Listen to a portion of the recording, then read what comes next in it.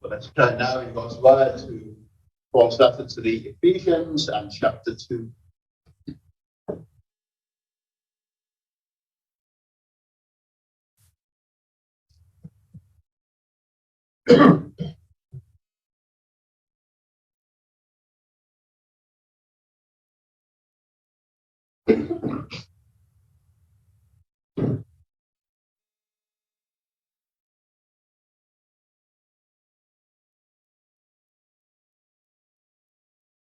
Ephesians chapter 2 and verses 14 to 17.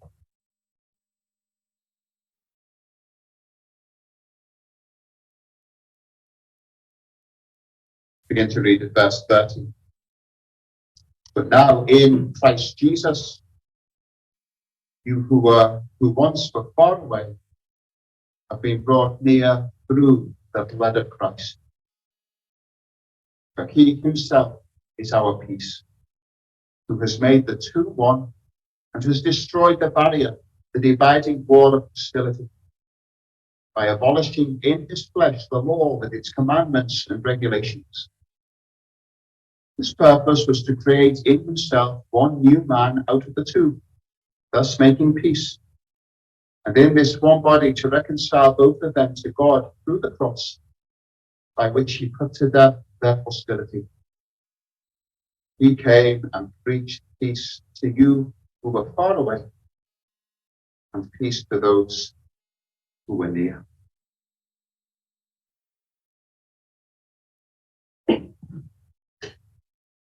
Well, through these verses we have the word peace. And one of the things that people most desire is peace. And we can think about peace in different ways. People want world peace. We want there to be peace between Russia and Ukraine. We want war and conflict to cease. We want there to be peace. And exactly the same thing is true for lots of people on a much smaller scale. People want the same thing in their own relationships. Many people long to be at peace with family members and with other people that they have fallen out with for some reason or another. People want peace. And then, of course, there are other kinds of peace that people desire. People want peace of mind because they are troubled and anxious and fearful about different things that they have to face. And then people want peace in their conscience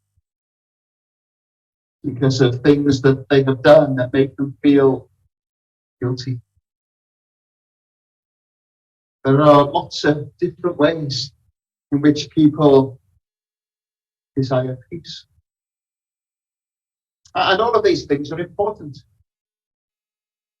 But there is another kind of peace that is more important than any of these kinds of peace.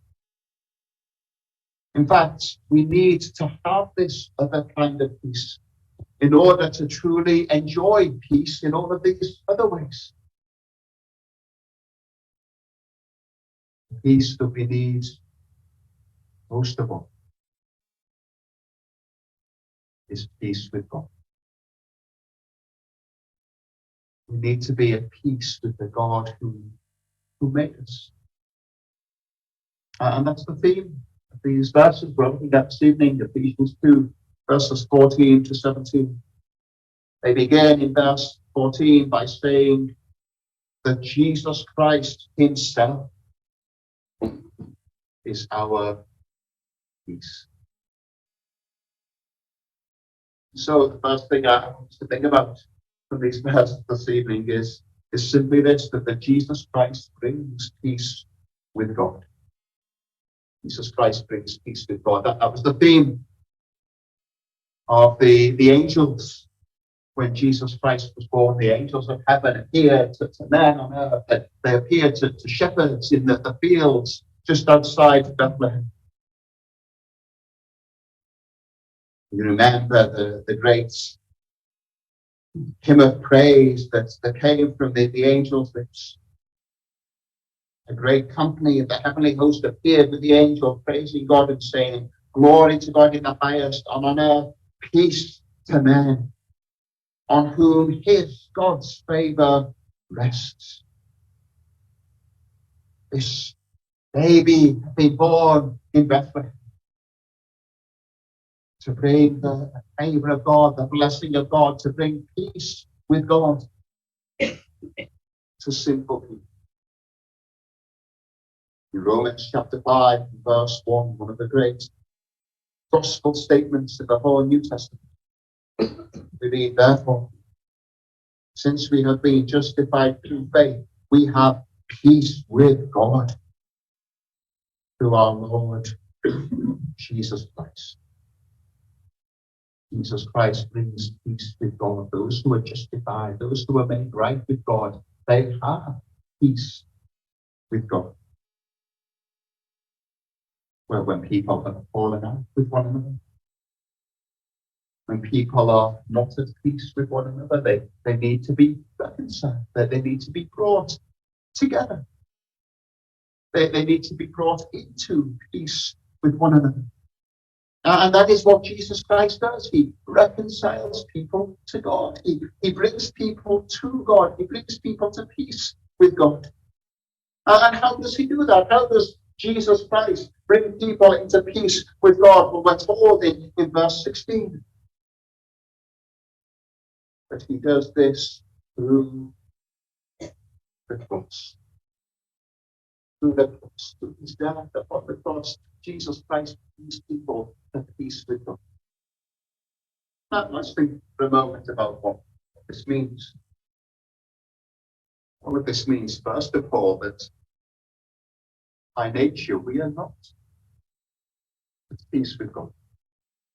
And Paul has already written in this chapter about what people are in their natural condition. We looked at it a few weeks ago, verses 1 to 3 of this chapter, that devastating description that Paul gives of people in their natural sinful state, dead in trespasses and sins, following the ways of this world. By nature, objects, children of God's wrath. It's powerful passages with a powerful statement of what people are in their natural state. And something else that we can say about people in their natural sinful state is that they are enemies of God. Of course, many people would react badly to that if you spoke to them about it. Many people would say things like, "Well, I might not be a Christian and I might not go to church, but I'm not an enemy of God." But to think like that is to fail to understand the holiness of God and the seriousness of sin. Already referred to Romans chapter 5 that talks about peace with God. Romans chapter 5 goes on to say that those who are saved, those who are reconciled to God, were all once his enemies. Romans 5 verse 10. If, when we were God's enemies, we were reconciled to him through the death of his Son. The Lord Jesus himself spoke about this. He put it very plainly in Matthew chapter 12 and verse 30, where he says that he who is not with me is against me. If we are not with Jesus Christ on the side of God, then we are without Jesus Christ on the side of sin. Enemies of God. And to be an enemy of God is to be engaged in a battle that you simply cannot win. To be an enemy of God, to remain an enemy of God, will only end in one way: in judgment and hell. We need to be reconciled to God. We need to find peace with God. Its message of this passage is to tell us that it's only Jesus Christ that can do that for us. It's only Jesus Christ that can bring us peace with God. And he does it, as we noted, verse 16, through the cross. Through the cross, through the death of Jesus Christ upon the cross, that people reconcile to God and find peace with God. And it's our sin that makes us enemies of God. It's God's justice and holiness and wrath upon sin that makes him an enemy of us. When Jesus Christ died upon the cross, he paid the penalty for sin. And he satisfied God's justice and wrath. His death washes away sin. And his death burns away God's wrath. So that sinful people are reconciled to God. So that sinful people know peace with God. And this reconciliation, this peace, it's received by faith. Brings us back to verse 8. It's by grace you've been saved through faith. You've already seen that this evening from Romans chapter 5 and verse 1. Since we've been justified through faith, we have peace with God through our Lord Jesus Christ. So the gospel calls you to lay down your weapons in this battle that you cannot. Calls you to stop resisting God and resisting his word. Calls you to stop living without God and living without his word. Calls you to admit your sin, to believe in Jesus Christ, and to be reconciled to God. To be at peace with God through the cross. Jesus Christ brings peace with God. But we began this evening by thinking about the different kinds of peace that there are. We also see in this passage that when Jesus Christ brings people to peace with God, he brings other kinds of peace along with that. And so, secondly, we see in this passage that Jesus Christ brings peace between people. He brings people to peace with God, and when he brings them to peace with God, he brings them into peace with one another. Paul writes in these verses, throughout the second part of this chapter, about the division, the distinction that there was between Jews and Gentiles. All through the Old Testament period, that the world was divided into these two groups of people. Jews and Gentiles, the people of Israel and the people of other nations. And the Jews, the people of Israel, they had the word of God, and they had the promises of God, and they had the sacrifices that pointed forward to Jesus Christ. The Gentiles didn't have those things. There was a great barrier between the Jews and the Gentiles.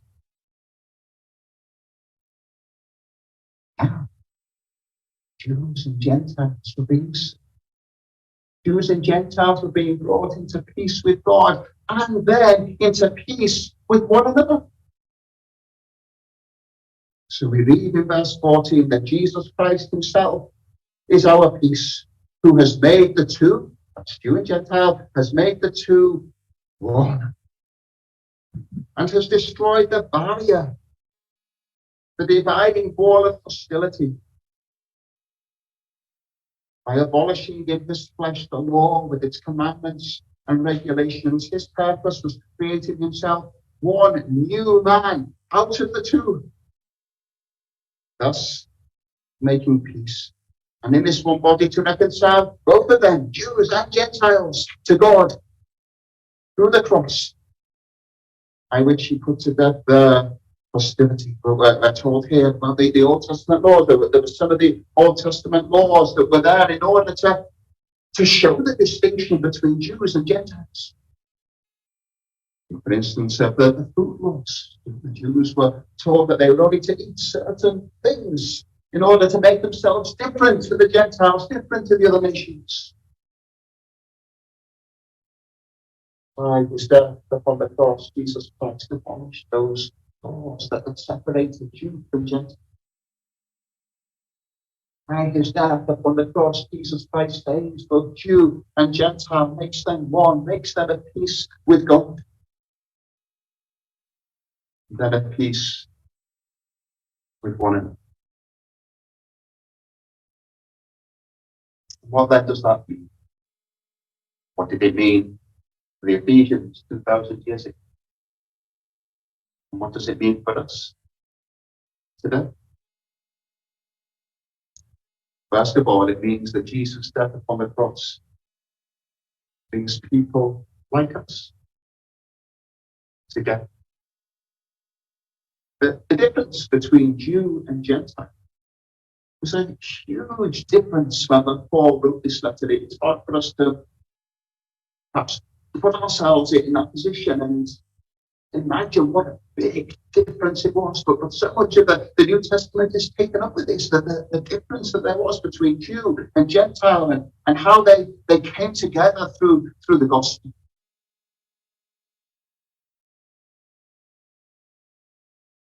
Jesus Christ he was saving Jews and Gentiles, bringing them to peace with God and to peace with each other. And the difference between Jew and Gentile is by no means the only difference that there is in the world. All kinds of differences between people. The issue of race has been in the news again during the week that's just ended. People of different nationality, people of different skin color, there are different cultures that people come from. People have different interests, people have different levels of education, people have different personalities. There are all kinds of differences between people.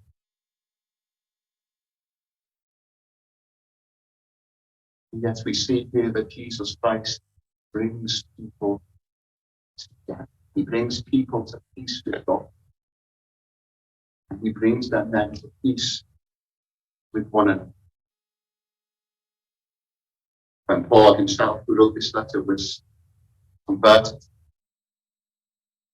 and reconciled to God after violently persecuting the Church of Christ, he went to Damascus. And in Damascus, he was met by a Christian named Ananias. Do you remember the first thing that Ananias said when Paul, Saul of Tarsus, had met him? Brother Saul. Brother Saul.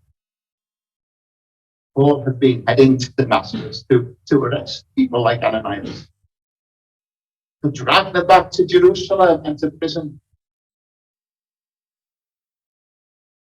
But now these two, Ananias and Saul, Paul, were at peace with God through the cross of Jesus Christ. And being at peace with God, they were now at peace with one another. Brother Saul.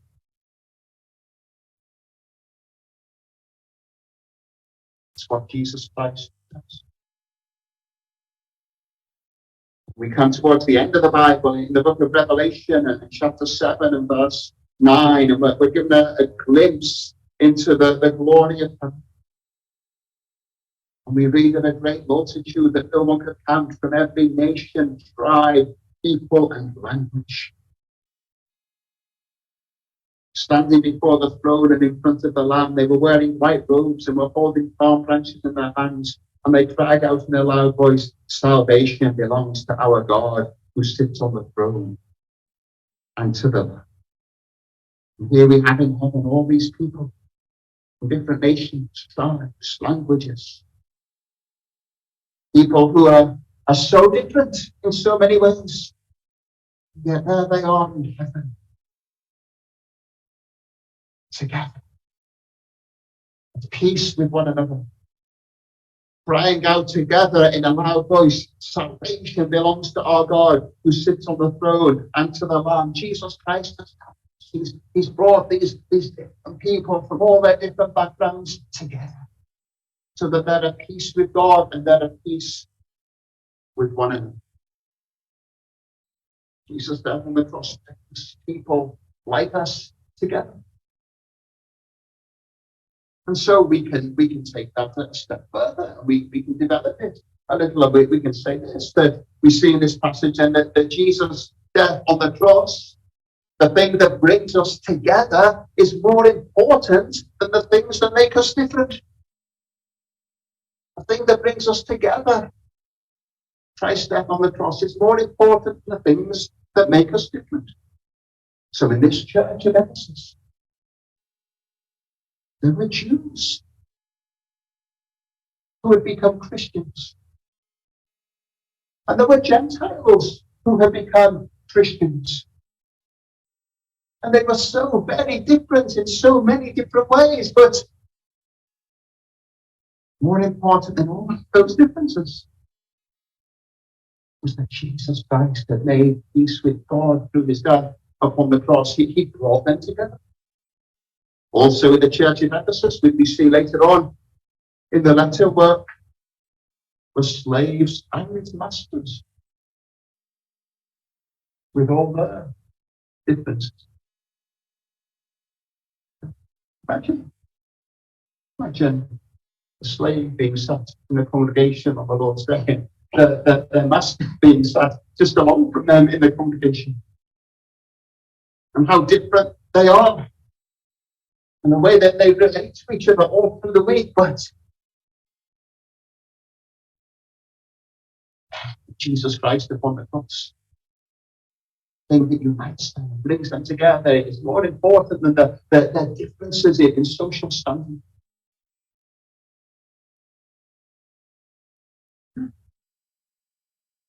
People who made up the church of Ephesus,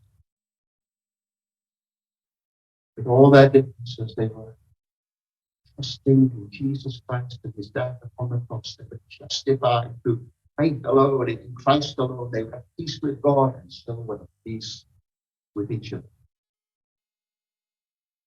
And the same applies to all true gospel churches at all times. Our own church, we're all different, aren't we? Around this evening, but we're all different. And we're thankful for that, aren't we? I guess there is a little part of all of us that sometimes things wouldn't the world be a lovely place if everyone was like me. But it would be all. It would be all. How good it is that we're all different and that we're brought together through the cross of Christ.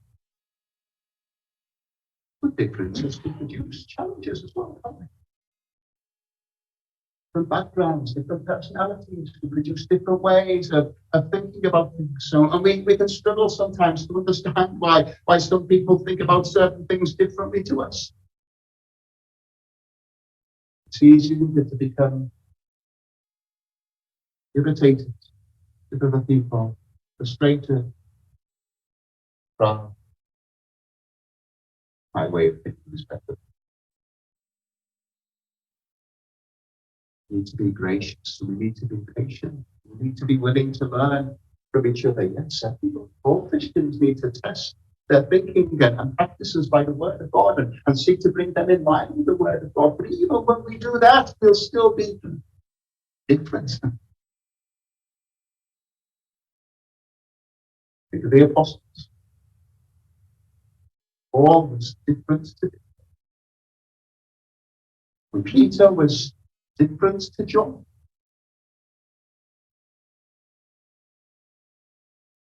But they were one through the death of Jesus Christ. And they loved each other and they served Christ together. At times they had to rebuke one another, rebuke people. At times their disagreements caused them to go their separate ways. and to work apart from each other for a while. If always disagreement with one of us. Times they had to patiently bear with one another. The times they had to forgive one another. But in all of those times, they always remembered that brought them together was more important than the things that made them different. One in Jesus Christ. Through the cross, they were at peace with God. Through the cross, then they were at peace with one another. So they loved each other. So Jesus' death on the cross brings people like us together. And Jesus' death upon the cross is more important than the things that make us different. But then there's a third thing that we see in this passage. It's a glorious thing. It's this, that Jesus' death on the cross and this message of peace with God is to be preached to all people. Verse 17. He came and preached peace to you who were far away, and peace to those who were near. I was probably thinking here of verse we read earlier from Isaiah chapter 57, the end of the chapter. Peace, peace to those far and near, says the Lord, and I will heal them. The good news is that there is peace with God. Through the blood of Jesus Christ can be preached to all. Paul says that it was preached to you who were far away, Gentiles. And peace was preached to you who were near, the Jews. Still today, message of peace with God through faith in Jesus Christ can be preached to those who were far away and to those who were near. It can be preached to all people. You can go to a religious Orthodox Jew in Jerusalem, or you can go to a wealthy businessman in London, or you can go to a person living in a shanty town in India, or you can go to a soldier on the Ukraine-Russia border, or you can go to a footballer currently playing in Qatar. And you can say to every single one that there is peace with God to be had through faith in Jesus Christ. There is peace with God to be found through the cross of the Lord Jesus Christ. And if they turn to Jesus Christ and put their faith in him, that peace with God will be theirs. If you turn to Jesus Christ and put your faith in him, that peace with God will be yours. But notice something else. Notice how Paul words it in verse 17. He's talking about Jesus Christ and how Jesus Christ has brought peace with God through the cross, and how he brought these people, Jews and Gentiles, into peace with one another. And notice what Paul says in verse 17. He says, he, Jesus Christ, came and preached peace to you who were far away and peace to those who were near. He came and preached peace to you. No, Jesus Christ never went physically to Ephesus and preached there. The point that Paul is making is that as he faithfully preached the gospel to them, Jesus Christ is speaking. Jesus Christ, through the preaching of Paul, was calling people to faith and repentance and peace with God. What that means is that when you hear the gospel faithfully preached, not just the human creature who is speaking to you, Jesus Christ himself is speaking to you through his word. Jesus Christ himself is calling you to believe in him and to have peace with God. He came to preach peace to you. When you believe in Jesus Christ, find peace with God. And all of those other kinds of peace that were mentioned at the beginning start to fall. And one day, all of those other kinds of peace will be enjoyed better in a world of peace before